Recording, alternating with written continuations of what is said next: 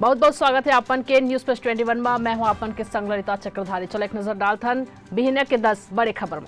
रायपुर में भारत के शानदार जीत। T20 मैच में ऑस्ट्रेलिया ला हराइस भारत। छत्तीसगढ़ में दिखी चक्रवात के असर। रविवार के कई इलाकों में बारिश के आसार। मिजोरम में 3 के बजाय 4 दिसंबर के हुई काउंटिंग। ईसाई समुदाय के मांग ऊपर फैसला। कह रही रविवार के चर्च जाना जरूरी है।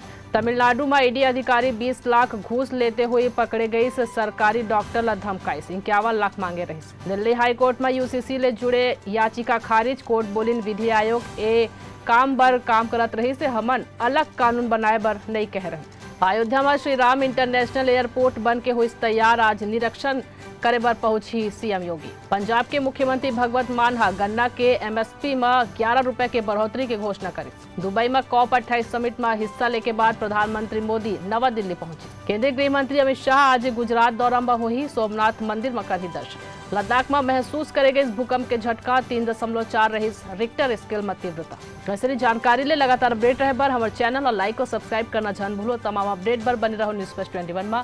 आप मन के हक के बाद।